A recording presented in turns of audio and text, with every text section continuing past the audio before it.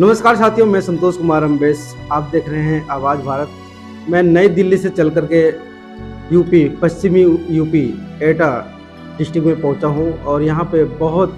प्रशासन द्वारा बहुत घृणित कार्य को देखते हुए यहाँ की जब घटना मुझे पता चला तो तुरंत मैं यहाँ पे आने का काम किया और अपने चैनल के माध्यम से मैं ये दिखा देना चाहता हूँ कि किस प्रकार के लोग, किस प्रकार के जो संकुचित मानसिकता के जो शासन और प्रशासन यहाँ पर काम कर रही है कि बाबा साहब का जो त्यौहार होता है यानी 14 अप्रैल जन्म उत्सव पूरा भारत, पूरा विश्व मनाता है, मगर एटा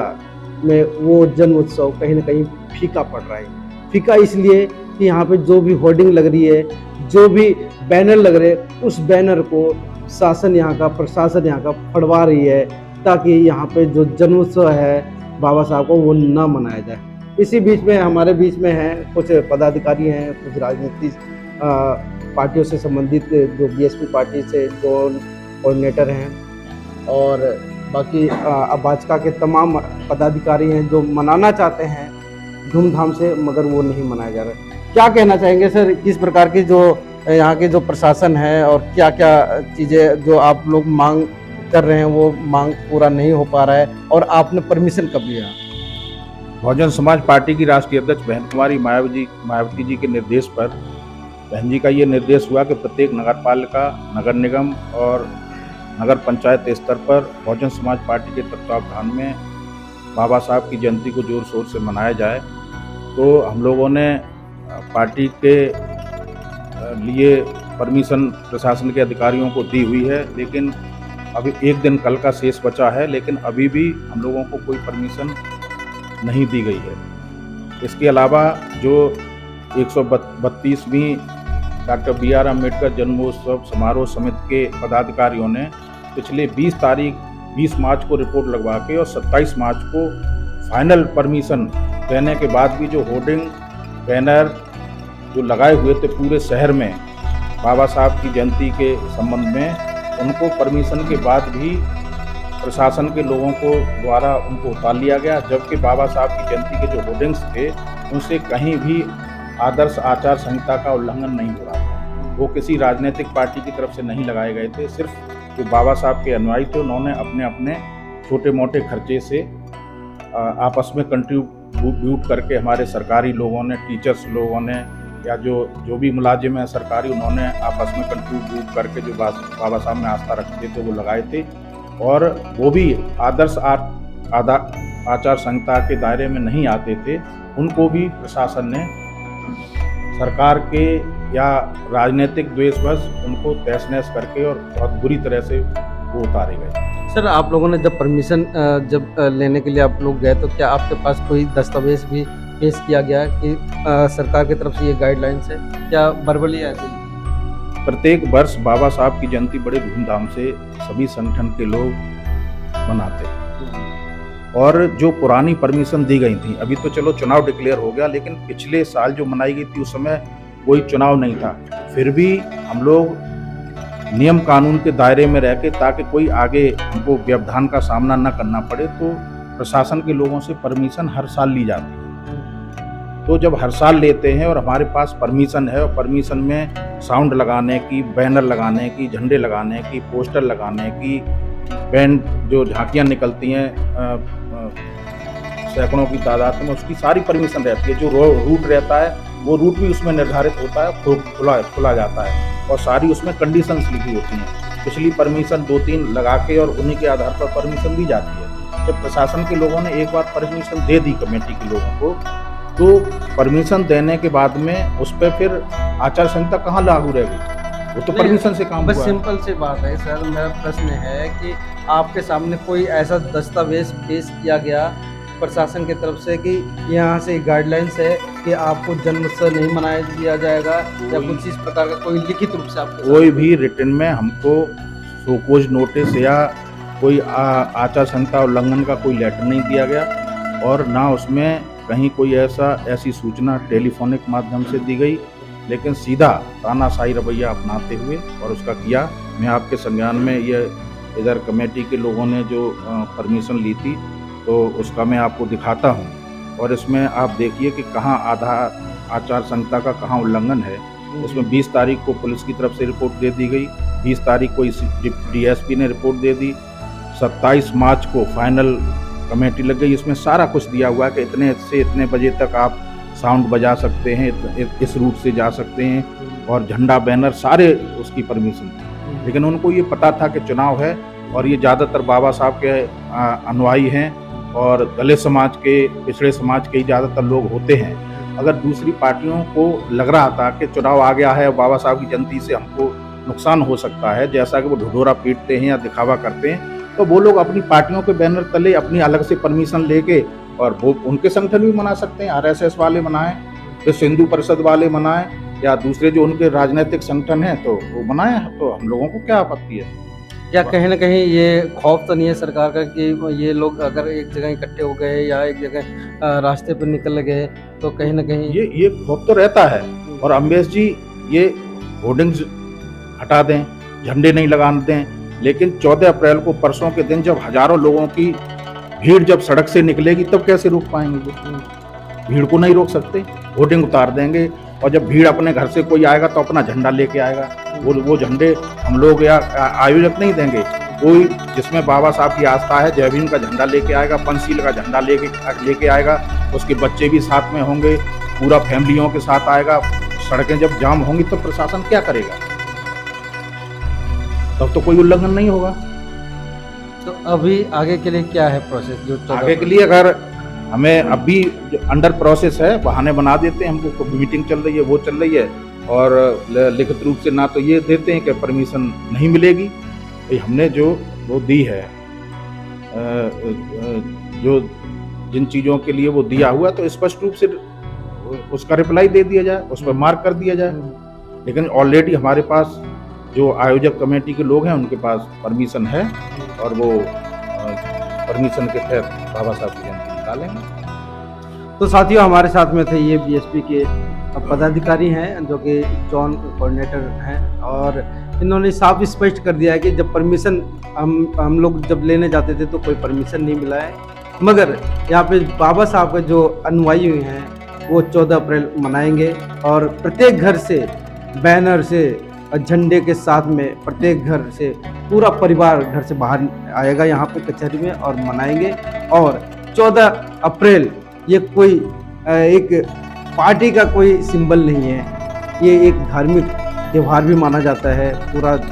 विश्व मनाता है। अगर आप किसी धर्म से या किसी जाति से, या जाति में भी जो धर्म के जो देवी देवता होते हैं, अगर भारत के संविधान में पूरी स्वतंत्रता है कि आप किसी भी धर्म से हैं तो आप अपने फेस्टिवल को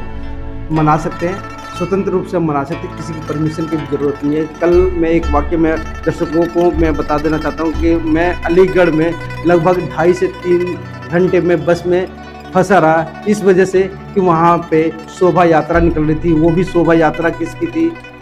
हिंदुओं की थी, उनके देवी देवता उस रथ पे सवार थे और बीच में तलवार लहराते हुए जा रहे थे। मेरी बस उसमें फंसी हुई थी, मैं 3 घंटे तक उसमें फंसा रहा। मेरी एक मीटिंग थी हाथरस में, वो मीटिंग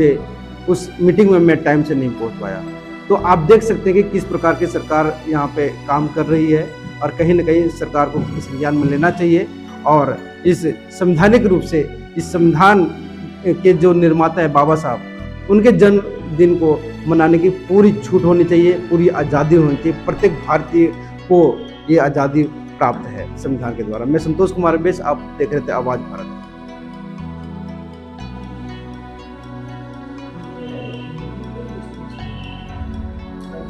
आज जनपद एटा में हमारे बीच में समता आवाज़ टीवी और आवाज़ भारत के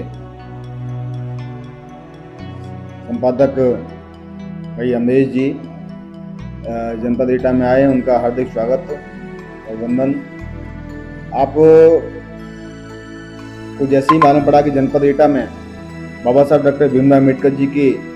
132वीं जयंती मनाए जाने के संबंध में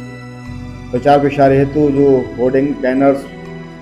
जनपद एटा में और शहर एटा में लगाए जा रहे हैं, उसके अपेक्ष में यहाँ पर शासन के दिशा निर्देशानुसार, प्रशासन के दिशा निर्देशानुसार यहाँ के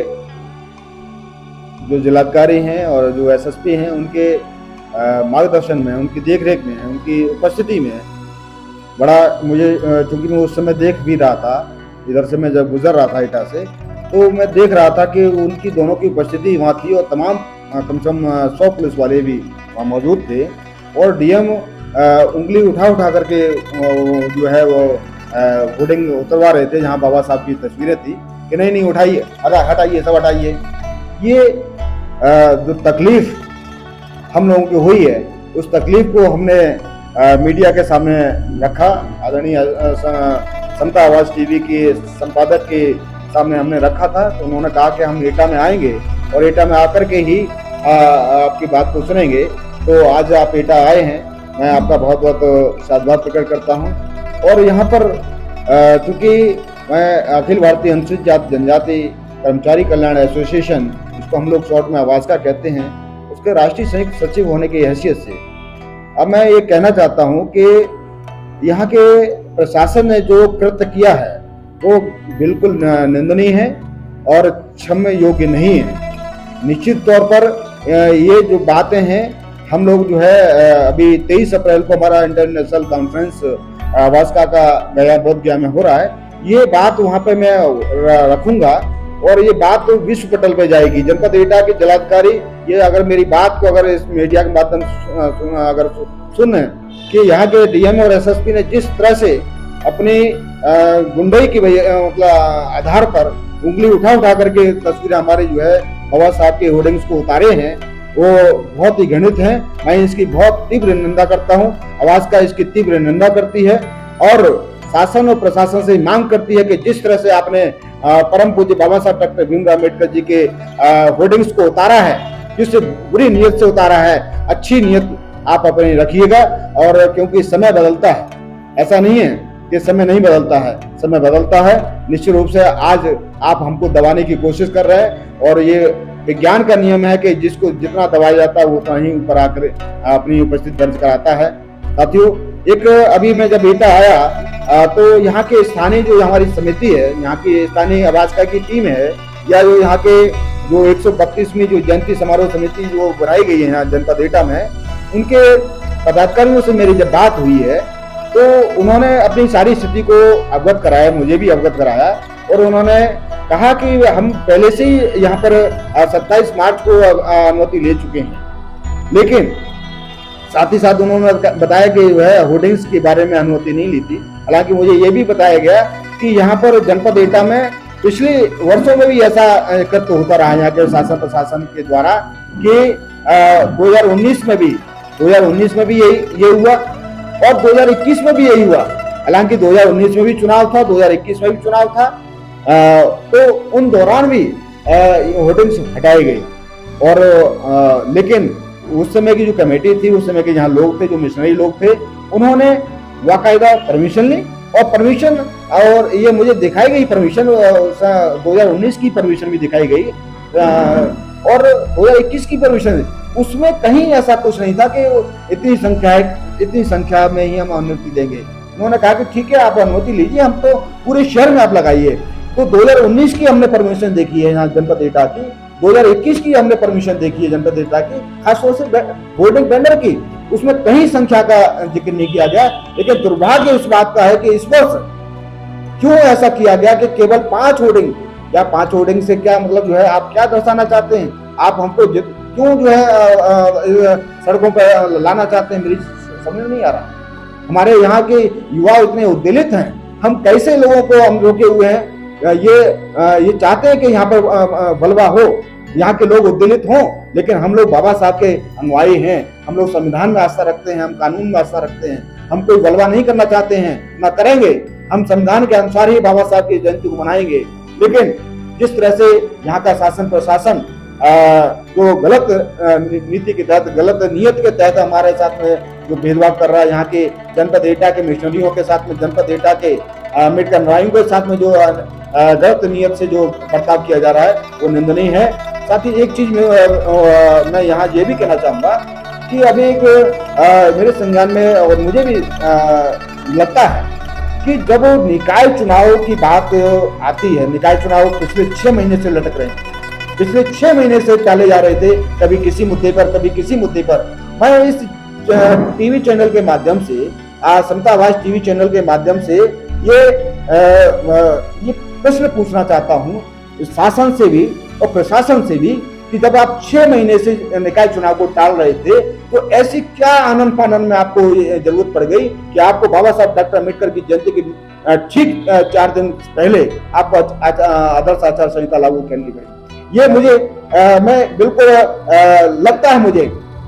ये लगता है कि ये पूरी इसके प्रति मतलब जो है बाबा साहब की जयंती हमारे अम्बेडकर अनुयायी न मना पाए, इसका लाभ न ले पाए। हमारे जो है क्योंकि जो अम्बेडकर जयंती होती है उसमें बहुत सारे इंटेलेक्चुअल पर्सन आते हैं, वो बाबा साहब की बात को रखते हैं, वो समाज की बात को, उन्नति की बात को रखते हैं। तो उनको लगता है, मुझे लगता है कि शासन प्रशासन ने जानबूझ करके बाबा साहब की जयंती हमारा अम्बेडकर अनुयायी न मना पाए, मिशनरी लोग न मना पाए, जानबूझ करके निकाय चुनाव के आदर्श आचार संहिता ठीक 14 अप्रैल से 4 दिन पहले यहाँ लागू की गई, जिससे कि हम लोग हर्षोल्लास के साथ में ये प्रोग्राम न कर पाए। मैं पिछले सर अभी जब मैं कासगंज के लोगों से मेरी बात हुई तो कासगंज में ऐसा नहीं है, कासगंज में वहाँ होर्डिंग्स लगे हुए हैं और मेरी समझ में नहीं आता कि बाबा साहब के होर्डिंग्स लगने थे। मेरी एक बात तो समझ में आती थी, खौफ तो है, बाबा साहब की मूर्ति से खौफ है इस देश के कुछ लोगों को, लेकिन आज होर्डर बैनिंग से भी जो है अगर खौफ होने लगा तो मैं समझता हूँ कि हमारा विचार, बाबा साहब का विचार इस देश में बहुत आगे बढ़ रहा है और हम तो चाहते हैं कि ये लोग खौफजदा रहें और हम लोग इसी तरह से यहाँ पर हम लोग आगे काम करते रहें। ये समता आवाज टीवी के माध्यम से मैं पुनः आवाज के राष्ट्रीय संयुक्त सचिव के होने के नाते मैं इस एटा में जो घृणित काम किया गया है शासन प्रशासन ने और यहाँ के जिलाधिकारी और यहाँ के एसएसपी के निर्देशन में उपस्थिति में, ये बात मैं इंटरनेशनल कॉन्फ्रेंस में रखूंगा और निश्चित तौर पर ये राष्ट्रपति महोदया के संज्ञान में भी लाई जाएगी और यहाँ के डीएम एसएसपी के खिलाफ हम लोग जो है निश्चित रूप से ऊपर कार्रवाई करने के लिए हम लोग बाध्य हैं और ऐसा उन्होंने किया है कुछ। तो मैं इस मौके पर समता आवाज टीवी का बहुत बहुत धन्यवाद देना चाहता हूं कि आपने यहाँ पर आकर के ये बात को हमारी यहाँ के जनपद एटा की जो बात को मीडिया के सामने लाने का काम किया, बहुत बहुत साधुवाद। और मैं चाहता हूँ कि हमारे सभी लोग बहुत हर्ष उल्लास के साथ में बाबा साहब की जयंती मनाएं, ऐसा मैं चाहता हूँ। धन्यवाद। जय भीम, जय भारत। वीडियो कैसी लगी आप अपने कमेंट्स के माध्यम से हमें बता सकते हैं और चैनल को लाइक, शेयर और सब्सक्राइब जरूर करें। धन्यवाद।